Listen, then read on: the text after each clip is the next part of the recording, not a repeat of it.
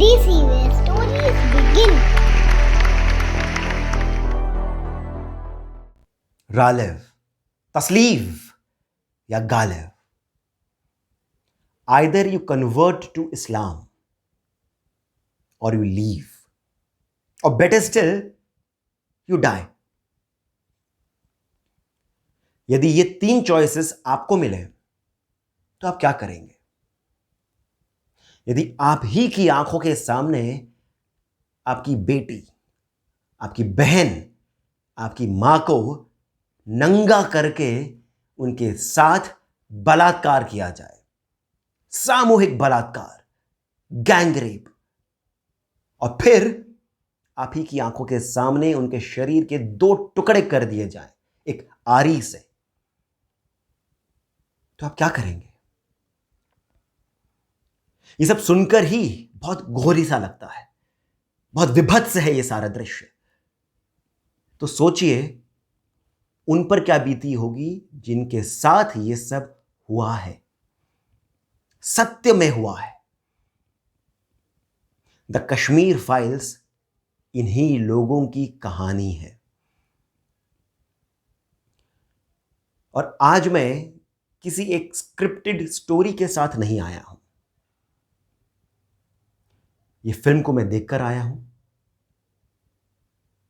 अंदर तक हिल गया हूं, और फिर मेरा मन हुआ कि आपके साथ एक वार्ता शुरू की जाए, एक कॉन्वर्सेशन शुरू किया जाए, जिससे यदि आप सहमत हो तो इसी कॉन्वर्सेशन को आप और आगे बढ़ाएं.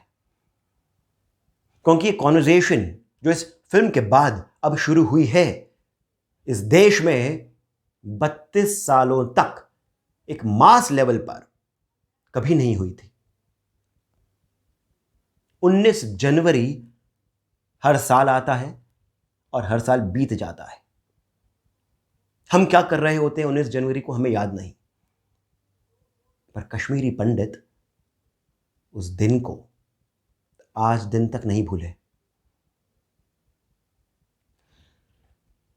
इस वीडियो में मैं 3 लेवल्स पे बात करूंगा. एक, फिल्म के रिव्यू को लेकर के, फिल्म की समीक्षा करूंगा. दूसरा, कश्मीर के मुद्दे पर बात करूंगा. और तीसरा एक और लेवल है जिस पर मैं बाद में आऊंगा. अब इससे पहले कि मैं रिव्यू दूं, यह बताना जरूरी है ताकि आपको मेरी बात में एक ऑथेंटिसिटी सी लगे, आपको मालूम चले कि मैं किस लेवल पर बात कर रहा हूं और मैं कौन होता हूं एक फिल्म को रिव्यू करने वाला. मैं मीडिया का स्टूडेंट रहा हूं, मीडिया में काम किया है, फिल्म मेकिंग पढ़ी है, समझी है, फिल्म क्रिटिक कैसे होता है वो पढ़ा है. अपने सोशल सर्कल में फिल्म रिव्यूज हम लोग करते रहते हैं, तो इसी कारण वो एक नज़र जो होती है फिल्म को देखने की वो है. तो अब हम बात कर रहे हैं फिल्म के रिव्यूज की. सोशल मीडिया पर 2 तरह के रिव्यूज देखने को मिले. एक तो वो जो कि एक प्रोपेगेंडा के तहत चले, जिसमें फिल्म की कुछ खामियां बताई गई हैं. फैक्चुअल लेवल पर यह बताया गया है कि फिल्म के अंदर जो फैक्ट्स बताए हैं वो फैक्ट्स सही हैं, वो फैब्रिकेटेड हैं. तो जब आप इस फिल्म को देख करके आएंगे, या फिर अगर आपने देख ली होगी, और फिर अगर यदि आप इसके बारे में कुछ पढ़ेंगे अखबारों में या पुराने आर्काइव्स में आप जाकर पढ़ेंगे, तो आपको समझ में आएगा कि इस फिल्म के अंदर कुछ भी चीज अनट्रू नहीं है, सब कुछ हुआ था. पर चूंकि ये एक कहानी है, इसको बताने का एक तरीका होता है, एक पटकथा को फॉलो करना होता है. लोग इस फिल्म के साथ जुड़े, एक बात को समझें, उसी के लिए कई सारे इंसिडेंट्स को एक साथ जोड़ा गया है. बस फैक्ट्स में कोई कमी नहीं है. दूसरा एक और रिव्यू मैंने देखा है सोशल मीडिया पर, और कुछ उन चैनल्स पे देखा है जिन चैनल्स को मैं खुद फॉलो करता हूं, जो अदरवाइज बहुत अच्छे चैनल्स हैं. उन पर भी इस फिल्म को लेकर के बहुत अच्छी बातें कही हैं, पर टेक्निकल लेवल पर इस फिल्म को रिव्यू किया गया है, जिससे मैं थोड़ा सा सहमत नहीं हूं. इस फिल्म का डायरेक्शन वीक है, म्यूजिक थोड़ा सा कमज़ोर है, थोड़ा इसका जो नरेशन है वो उस तरह की बातें आई हैं जिस तरह की हम लोग ट्विटर पे या फेसबुक पर बातें करते रहते हैं। आम लोग, इस फिल्म के जो किरदार हैं वो भी इसी तरह की बातें कर रहे हैं, ऐसी बातें बोली गई हैं। तो ये दो अलग अलग तरह के रिव्यूज मैं सोशल मीडिया पर देख रहा हूं। अब मैं आपको अपना एक रिव्यू बताता हूं। ये एक केवल फिल्म ही नहीं है, ये एक पाथ ब्रेकिंग फिल्म है। बहुत सोच समझ कर मैं ये बात बोल रहा हूं। पाथ ब्रेकिंग फिल्म है। जब हम किसी भी फिल्म को देखते हैं तो तीन तरह की उसमें चीजें होती हैं। एक होता है उसका technical aspect, cinematography, direction, music कैसा है, वो एक हो गया टेक्निकल। दूसरा होता है फिल्म का कंटेंट। कई सारी फिल्म्स कंटेंट ड्रिवन होती हैं, बहुत सॉलिड कंटेंट होता है। और तीसरा होता है उसकी मैसेजिंग क्या है।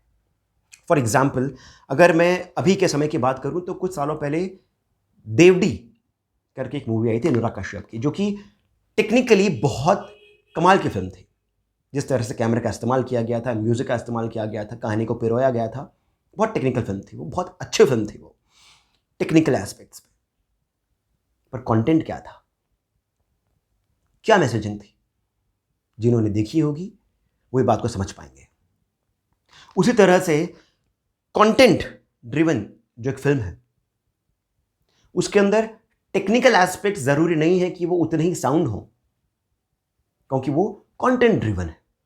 जैसे कि 1970s का जो एक दौर चला था न्यू एज सिनेमा का, जिससे नसीरुद्दीन शाह, फारूक शेख, शबाना आजमी जैसे कलाकार जन्मे, वो टेक्निकली भी अच्छी थी, पर उसके अंदर वो कमाल का म्यूजिक नहीं था, वो अमेजिंग सिनेमेटोग्राफी नहीं थी, पर वो कंटेंट ड्रिवन फिल्म्स थी। तीसरी तरह की फिल्म्स होती हैं जिनकी मैसेजिंग बहुत स्ट्रांग होती है। वो अपनी बात को भले ही टेक्निकली बहुत कमाल के तरीके से नहीं रख पाए, पर उनकी मैसेजिंग जो होती है वो अपने आप में आपके दिल तक पहुंच जाती है। जैसे कि एक फिल्म आई थी पिंक, अमिताभ बच्चन की, और तापसी पन्नू और कई सारे उसमें कलाकार थे। वो भी एक तरह की आज के समय में एक पाथ ब्रेकिंग फिल्म थी इन टर्म्स ऑफ मैसेजिंग।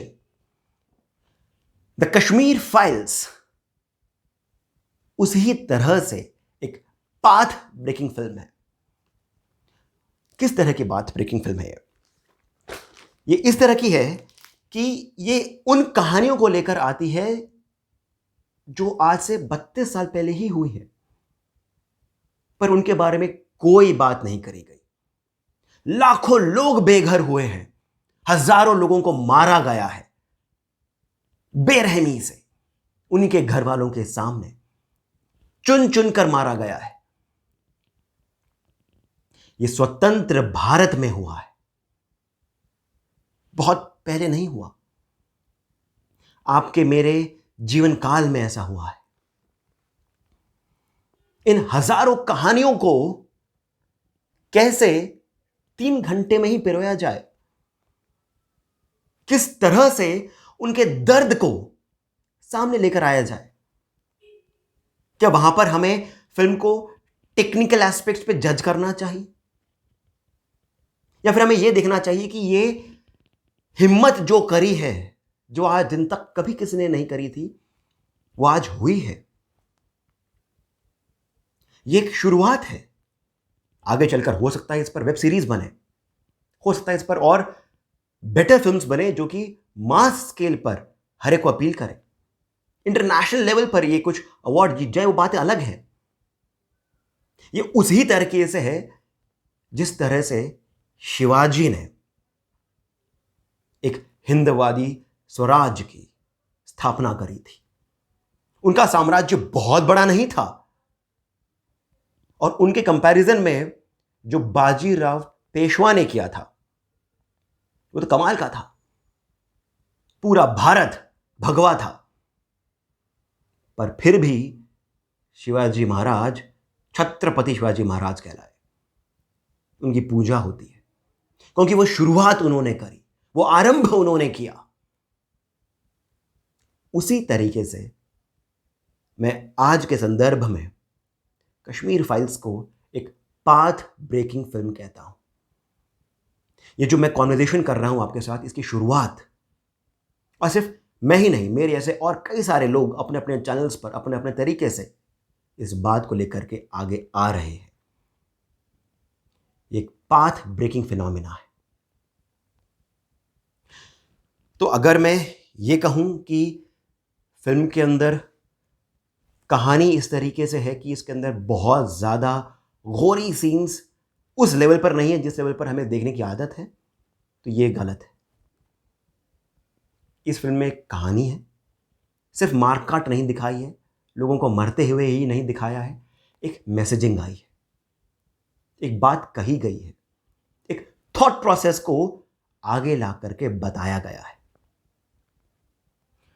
और इसी कारण आप सभी को ये फिल्म देखनी चाहिए, और उसी तरह से देखनी चाहिए जिस तरह से हम अपने खुद के जीवन को देखते हैं, हम अपनी खुद के साथ हुई हुई ट्रेजेडीज को याद करते हैं। ये लोग भारत के बाहर के नहीं थे, भारत के ही थे जिन्हें मारा गया, बेरहमी से जिन्हें घर से बेघर किया गया। और ये कहानी खत्म नहीं हुई है, समाप्त नहीं हुई है। कश्मीरी पंडितों का दर्द आज भी जीवित है, और इसी कारण ये फिल्म को देखना चाहिए। अब दूसरे लेवल की मैं बात करता हूं। ये तो हो गया रिव्यू, कश्मीर को लेकर मैं बात करता हूं। फिल्म में वो बताया गया है जो हुआ है, जो किया गया। आज मैं बात करूंगा जो नहीं किया गया, जो नहीं हुआ है। अखबारों में, यूट्यूब पर, कुछ और फिल्मों में भी वो सब बताया गया है जो जो हुआ है। आप किसी कश्मीरी पंडित से मिलेंगे तो आपको वो सब बताएंगे जो जो उनके साथ घटा है। पर क्या सिर्फ यही इनकी कहानी है? जो कुछ हुआ, जो लोग मर गए, क्या ये कहानी उन्हीं लोगों की है? कहानी तो उन लोगों की भी है जो उस दर्द के साथ आज भी जीवित हैं। वो जो आपको कहानी बताएंगे ना, वो कहानी होगी उस बारे में जो नहीं किया गया, जो नहीं हुआ। इस फिल्म में एक काला सच बताया गया है। मैं आपको भारत का, स्वतंत्र भारत का सफेद झूठ के बारे में बताऊंगा। मेरे साथ हुई एक घटना के बारे में आपको बताता हूं मैं, क्यों मैं कश्मीर के बारे में भी बोल सकता हूं, इस बारे में मैं आपको थोड़ी सी जानकारी दूंगा। कई सालों पहले मैं कश्मीर गया था किसी काम से। वहां पर काम खत्म होने के बाद में शाम को वहीं पर ही जो ऑफिस था, वहीं पर ही एक लोकल लड़का था, वो मुझे कश्मीर दिखाने के लिए लेकर गया बाइक पे। हम डल लेक गए, वहाँ से होते हुए हम एक जगह है कश्मीर में, लाल चौक के पास में, डाउनटाउन। कश्मीर के माहौल से मैं वाकिफ़ था, मुझे पता था कि क्या माहौल रहता है, पर ये वही जगह है, मुझे उतनी जानकारी नहीं थी। डाउनटाउन वैली के अंदर और नीचे जा कर के है। मैं उधर गया, उसने मुझे एक दुकान पर बिठाया और बोला कि यहाँ से आप कुछ कश्मीरी में आपको कुछ चीज़ें खिलाता हूँ जो आपको और कहीं खाने को नहीं मिलेंगी, कहवा पिया वगैरह वगैरह। पर जैसे ही शाम के कुछ 5:30-6 के आसपास बजे, उसने मुझे धीरे से कान में बोला कि सर आप जल्दी से खाइए, यहाँ से हमें निकलना होगा। 2 सेकंड के लिए मैं चुप रहा, पर उसकी आंखों में जो बात थी वो मैं समझ गया। और जिस तेजी के साथ में वो मुझे उस डाउनटाउन से बाहर लेकर गया बाइक पे, उसे सब कुछ क्लियर कर दिया। ये स्वतंत्र भारत के एक बड़े से राज्य की कहानी है। ये वो है जो अभी तक होता रहा है। और दूसरी बात यह कि मैं खुद, मेरे पूरे 12 सालों की स्कूलिंग एक कश्मीरी स्कूल में हुई है। मेरी मैक्सिमम टीचर्स कश्मीरी थी। उनसे जो जो बातें सुनने को मिली वो फर्स्ट हैंड अकाउंट था। उस वक्त तो छोटे थे, तो उस बात की उतनी समझ नहीं थी, बस बातें जहन में थी। पर जब इस फिल्म को देखा तब उनकी वो बात समझ में आई। तो जब आज मैं बात कर रहा हूं उस बारे में जो नहीं हुआ, वो क्या क्या था। इसको, जो कश्मीर पंडित के साथ हुआ, इसको एक्सोडस बोला गया है। जो नहीं बोला गया है वो है genocide, mass killings of Kashmiri Hindus, pandits. Media ने, गवर्नमेंट ने, हर किसी ने हिस्ट्री में, हिस्ट्री बुक्स में, हिस्टोरियंस ने इसे एक्सोडस करार दिया है। केवल एक्सोडस बोलने से कहानी क्लियर नहीं होती, साफ नहीं होती है। एक्सोडस क्यों हुआ? आपसे आज से यदि कोई 100 साल बाद बच्चा ये बात को पूछेगा कि एक्सोडस क्यों हुआ, तो उसके मन में तो कई सारी बातें आ सकती हैं। क्या कोई सूखा पड़ गया, अकाल पड़ गया, इस वजह से एक्सोडस हुआ? एक्सोडस के कई सारे रीजंस होते हैं। पर जब यह सच बताया जाता है कि वहां पर जेनोसाइड हुआ था, कश्मीरी पंडित का जेनोसाइड हुआ था, तब बात क्लियर हो जाती है। मास किलिंग्स हुई थी, नरसंहार हुआ था। यह नहीं बताया गया है, यह कहीं नहीं पढ़ाया गया है। और क्या यह पहला जेनोसाइड था? 13th 14th सेंचुरी से ही कश्मीरी पंडित्स का जेनोसाइड होता रहा है। इसको कई सारे हिस्टोरियंस, जो आज के हिस्टोरियंस कहे जाते हैं, वो नकार देते हैं। तो वो इस बात को कैसे नकारेंगे कि गुरु तेग बहादुर का बलिदान क्यों हुआ था, उन्होंने अपना बलिदान क्यों दिया था। करीब 500 कश्मीरी पंडित उनके पास आए थे, क्योंकि उस समय सिख को अलग धर्म नहीं माना जाता था, वो आज भी नहीं है। ये 500 के करीब कश्मीरी पंडित गुरु तेग बहादुर के पास आए और इनसे मदद की मांग करी। इनसे बोला कि आप हमें बचाएं, हमारे साथ जो हो रहा है कश्मीर में उससे। सबके सब आनंदपुर साहब गए थे।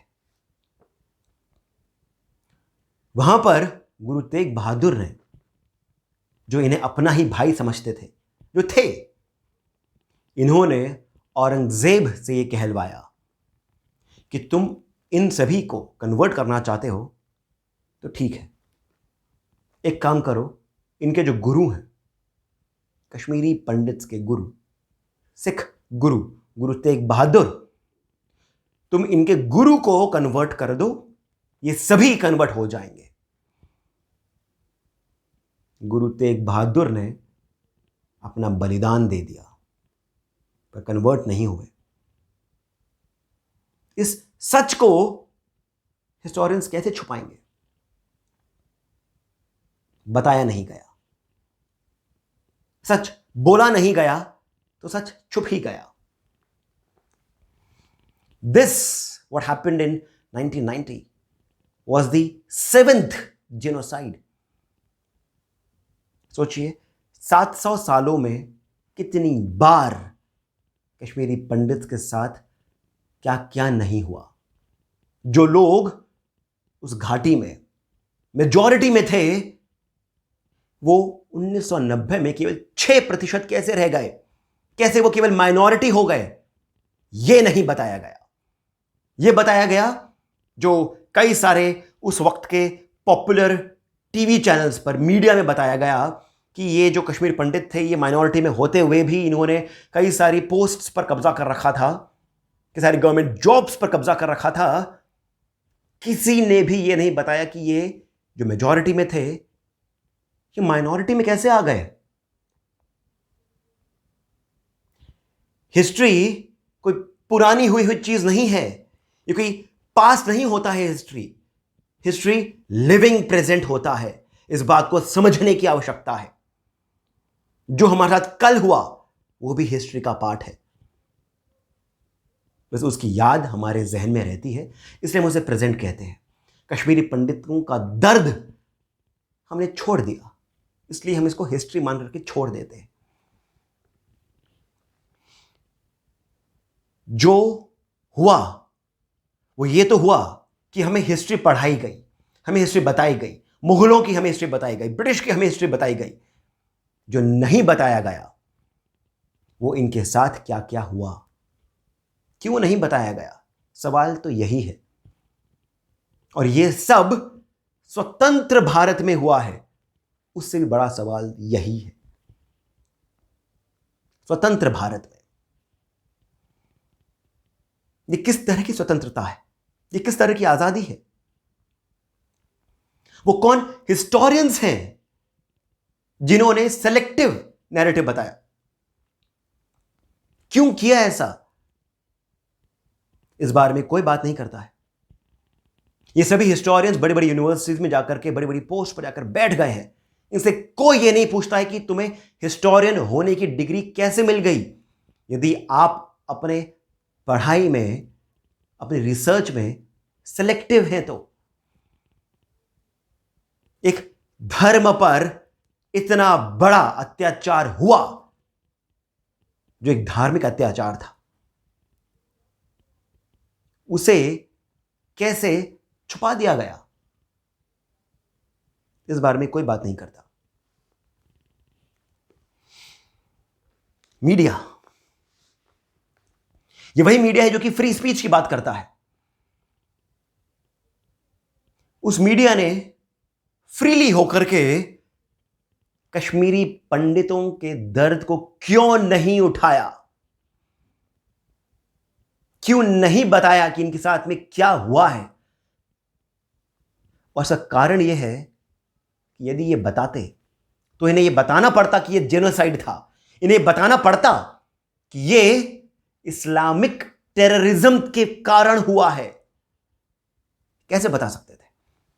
इनकी रोजी रोटी रुक जाती। ये वही मीडिया है, और इसमें से कई सारे मीडिया पर्सनैलिटीज आज भी आपके टीवी चैनल्स पर आकर के मोरालिटी की बातें करते हैं, पॉलिटिक्स की बातें करते हैं, देश की बातें करते हैं।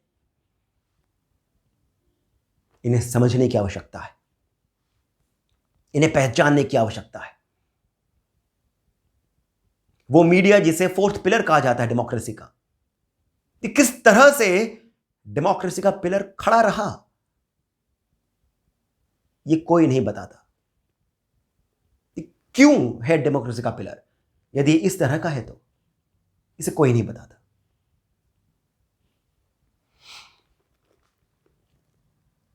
बहुत इंपॉर्टेंट बात, बहुत गंभीर बात। हम आजादी के 75 साल मना रहे हैं। अमृत एक काल की बात करी जा रही है। बजट में भी 75 से लेकर 100 सालों तक क्या क्या डेवलपमेंट हो उसकी बात करी गई है। कुछ प्रश्न है मेरे पास, उत्तर नहीं है। प्रश्न है, उत्तर शायद आप खुद ढूंढ पाओ। यह कैसी स्वतंत्रता है जहां पर एक स्वतंत्र भारत में, जिसकी मेजॉरिटी हिंदू है, गौ रक्षा कानून बनाना पड़ रहा है? उसकी आवश्यकता है, पर बात यह आती है कि क्यों है गौ रक्षा कानून? जिस देश में गाय की पूजा होती है, कश्मीर से लेकर कन्याकुमारी तक जिसकी पूजा होती है, उस देश में यदि गौ रक्षा कानून बनाना पड़ रहा है तो यह बात बताता है कि समाज के अंदर एक दूसरे को लेकर किस तरह की संवेदना है। ये कैसी स्वतंत्रता है? 75 साल हो गए हैं, मंदिर हमारे फ्री नहीं है, सरकार के अंडर है, और केवल मंदिर, और कोई धार्मिक स्थल नहीं, केवल मंदिर, हिंदुओं के मंदिर। यह कैसी स्वतंत्रता है? किस तरह से हम सच्चाई को नकारते हुए 75 सालों की आजादी को हम खुशी की तरह मनाएं?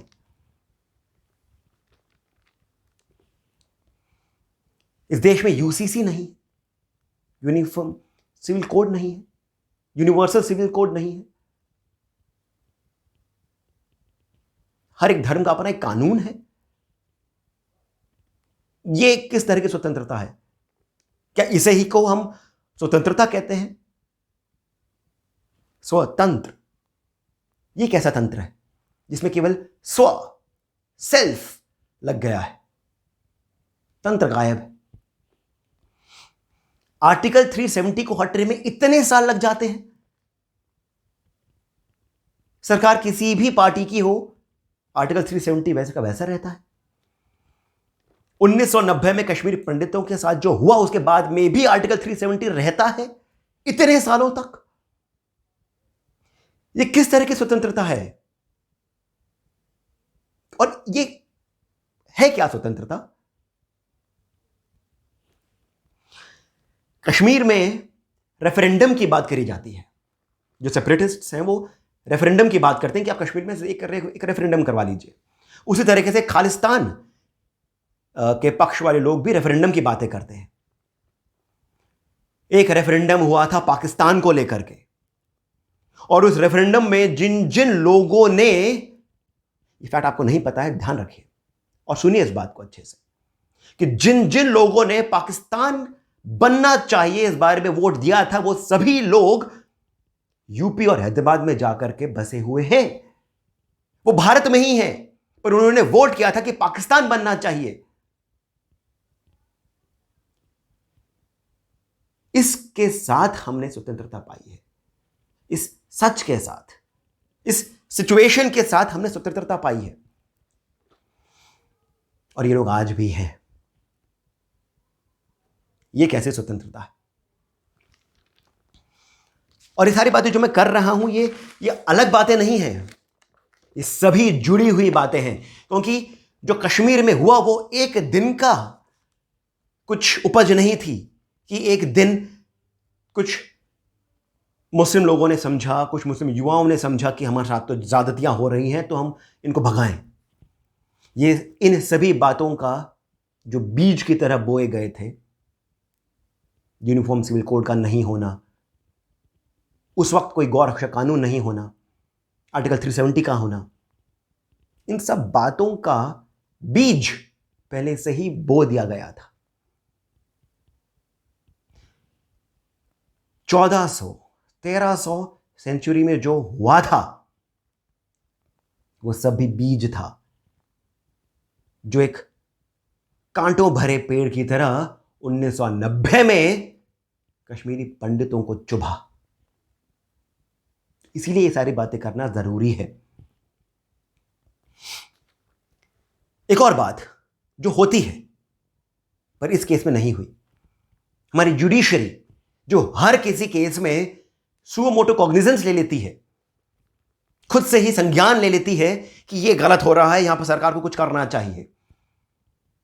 कृषि कानूनों को लेकर के वो सुओ मोटो कॉग्निजेंस ले लेती है, सबरीमला मंदिर को लेकर के वो सुओ मोटो कॉग्निजेंस ले लेती है, पर वो 32 सालों तक चुप कैसे रही? क्यों रही? इस बारे में कोई बात नहीं करता, क्योंकि जुडिशरी के बारे में कुछ कहना तो कंटेम्प्ट है। और मेन बात यह आती है कि केवल 1 या 2 जज नहीं थे, 32 साल हो चुके हैं, कितने ही जज बदल गए हैं। ये सिस्टम ऐसा है। किसी एक ने भी सुओ मोटो कॉग्निजेंस नहीं लिया। कितने कमीशंस बैठे हैं इस बारे में? सरकार ने कितनी कमिटीज बिठाई हैं कॉन्स्टिट्यूशन लेवल पर? कोई जवाब नहीं है, क्योंकि हम सबको पता है कि जो जो हुआ है, हमें हमदर्दी होती है कश्मीरी पंडितों के साथ, उनके साथ जो मारे गए। हम उनके बारे में बात नहीं करते जो जिंदा हैं। उनमें से कई आज भी रेफ्यूजी की तरह रह रहे हैं। दलील यह दी जाती है कि मुस्लिम युवाओं के साथ में तो बड़ी एक बेरहमी सी हुई है, ज्यादतियां हुई हैं, इसलिए उन्होंने बंदूक उठा लिया। किसी एक भी कश्मीरी पंडित ने बंदूक उठाई है? और मैं अपने एग्जाम्पल से कह रहा हूं कि मैं तो कश्मीरी स्कूल में पढ़ा हूं। विश्व भारती यूनिवर्सिटी कश्मीर में बहुत बड़ी यूनिवर्सिटी थी, जला दी गई। पूरी की पूरी यूनिवर्सिटी को जला दिया गया। क्या वो बंदूकें नहीं उठा सकते थे? उन्होंने बंदूकें नहीं उठाई, उन्होंने भीख नहीं मांगी, क्योंकि वो मां सरस्वती के एरिया से आते हैं, मां सरस्वती के शहर से आते हैं, उनके राज्य से आते हैं, उनकी जमीन से आते हैं, ऋषि कश्यप की जमीन से आते हैं, जहां शंकराचार्य ने तपस्या करी उस धरोहर से आते हैं। उन्होंने यहां पर आकर के यूनिवर्सिटी बनाई, स्कूल बनाए और अपने लोगों के साथ साथ में हर एक बच्चे को पढ़ाया, जिस स्कूल में क्रिश्चियंस भी पढ़ते हैं और मुस्लिम भी पढ़ते हैं। हमें सब कुछ बताया गया, यह डिफरेंस नहीं बताया गया कश्मीरी पंडितों में और कश्मीर के मुस्लिम युवाओं में। यह डिफरेंस है। हमें यह तो बताया गया है कि कश्मीरी युवाओं के साथ में क्या क्या हुआ, जो कि फैक्चुअली गलत है, पर फिर भी हमें बढ़ चढ़ करके बताया गया है। तो यह बताइए, गुजरात में जो गोधरा केस था, उसमें कौन से कश्मीरी पंडित थे? वो क्या था? जो बंगाल में हुआ वो क्या था? क्या वो सब रिलेटेड नहीं है जो कश्मीरी पंडितों के साथ हुआ? यहां में गोधरा में यानी कि गुजरात में या फिर बंगाल में मास लेवल पर इस तरह की घटनाएं होनी चाहिए थी, हमें इस बात को एक्सेप्ट करने के लिए कि हां, ये अब हम कह सकते हैं कि ये इस्लामिक टेररिज्म है, ये जेनोसाइड है, अब हम कह सकते हैं। ये किस तरह की संवेदना है हमारी? ये तो बताया गया है कि टेररिज्म हैज नो रिलीजन, पर यह क्यों नहीं बताया गया है कि कश्मीरी पंडितों को चुन चुन कर मारा गया? इन बातों का, इन प्रश्नों का उत्तर कौन देगा? किसके पास है?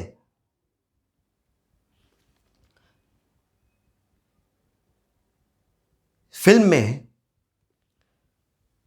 आपने शायद ट्रेलर में भी देखा होगा, ये कोई स्पॉइलर नहीं है, ट्रेलर में देखा होगा आपने, 4 दोस्तों को दिखाया गया है, 4 लोगों को दिखाया गया है जो कि कश्मीर की प्रॉब्लम्स को डिस्कस कर रहे हैं। जब आप इस फिल्म को देखेंगे, और यहीं पर ही मैंने आपको कहा था पहले भी कि मेरा जो रिव्यू है वो किस तरह का है, मैं अपनी बड़ाई नहीं कर रहा हूं, मैं बता रहा हूं कि आप इस फिल्म को किस तरीके से समझिए। जो बोला गया है इस फिल्म में बहुत ही सटल तरीके से 4 दोस्तों को बताया गया है।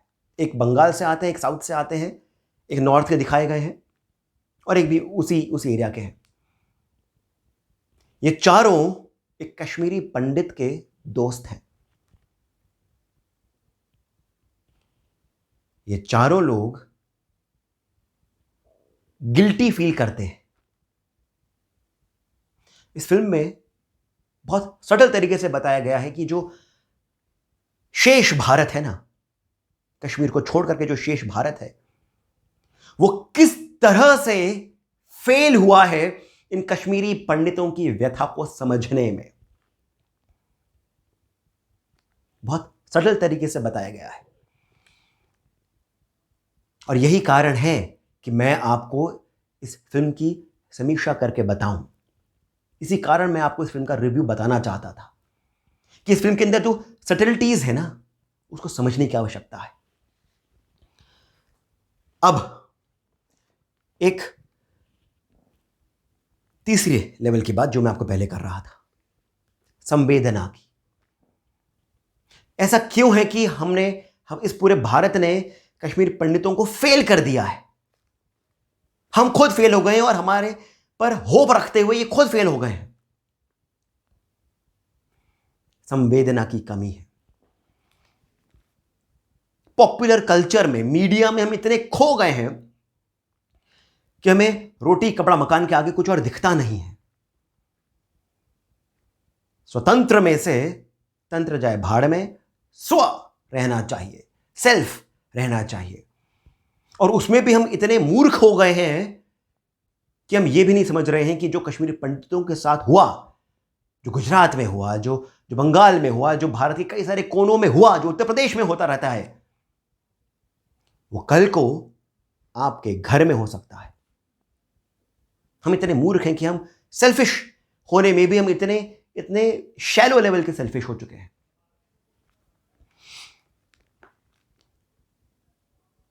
फिल्म के अंदर कई सारे घोरी सीन्स हैं, पर कई सारे लोगों को ये मैंने सुना है ऐसा उन्हीं से, उतना मूविंग नहीं रहा। सोचिए हम किस लेवल पर नम हो गए हैं, हम किस तरह के मीडिया को कंज्यूम करते हैं कि हमें किस तरह की मारकाट देखनी है, कि हमें एक सच्ची घटना पर हमें दर्द नहीं होता है। जरा आंखें बंद करके देखिए उस बच्चे को जिसकी आंखों के सामने उसकी मां के साथ में रेप हुआ है, फिर बाद में उसको आरी से, जिसे लकड़ी को काटते हैं, उस आरी से उसकी मां को उसकी आंखों के सामने काट दिया है। आंखें बंद करके थोड़ा सा सोचिए इस बारे में। हम स्वतंत्रता के 75 साल मना रहे हैं। अच्छी बात है, मनाना चाहिए। मैं नेगेटिव बात नहीं कर रहा हूं, सच्चाई रख रहा हूं। मनाना चाहिए। हम काफी जगहों पर, काफी सारे मामलों में हम आगे बढ़े हैं, बहुत अच्छी बात है, और हमें फ्यूचर को एक पॉजिटिविटी के साथ में देखना चाहिए, पर गांधारी बनकर नहीं। हम आज के डेट में गांधारी बन चुके हैं।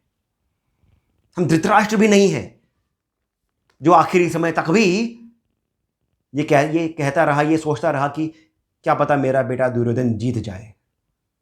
भीष्म गए, द्रोण गए, कर्ण गया, पर फिर भी किसी तरीके से मेरा बेटा जीत जाए। धृतराष्ट्र के पास तो नेचुरली आंखें नहीं थी, वे अंधे थे। पर गांधारी को भी बहुत बहुत पावरफुल विमेन की तरह दिखाया गया है, पर आप ये समझिए कि गांधारी ने भी जब सेल्फिश मोटिव हुआ, जब दुर्योधन की जान बचानी थी, तब अपनी आंखों की पट्टी खोल दी। तब पतिव्रता धर्म का क्या हुआ?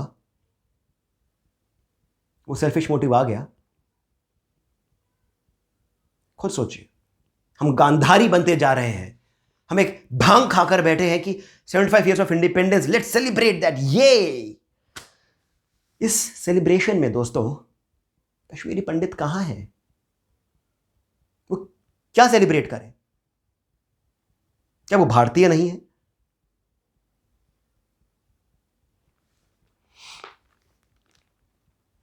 और मैं इन सब बातों करके आपको भड़का नहीं रहा हूं। मैं बस ये कह रहा हूं कि थोड़ा सा हम जागरूक तो रहें, हम थोड़े से अवेयर रहें, थोड़ी सी सेंसिटिविटी लेकर आए। और जो मैं देखता हूं अपने अपने छोटे से लेवल से, जो मुझे थोड़ी बहुत जानकारी है, उस तरीके से मैं जो देखता हूं वो आगे की राह। मैं जब मूवी देख रहा था तो जाने से पहले मुझे इस फिल्म की एंडिंग को लेकर के काफ़ी एंग्जाइटी थी। कश्मीरी स्कूल में पढ़ा हूं, जैसे मैंने आपको बताया है, मुझे कश्मीरी बातें जो हुई हैं वो मुझे फर्स्ट हैंड अकाउंट्स पता थे। तो मैं समझना चाहता था कि इस फिल्म की एंडिंग क्या रही होगी। फिल्म देखी तो समझ में आया कि फिल्म की तो एंडिंग है ही नहीं, है ही नहीं फिल्म की एंडिंग। और बात बिल्कुल सही है, एंडिंग तो हुआ ही नहीं। सल्यूशन, सेटलमेंट किसी भी लेवल पर तो हुआ ही नहीं है। 32 सालों से एक बेटा अपने पिता के साथ हुए उस नृशंस व्यवहार को लेकर के इंसाफ मांग रहा है।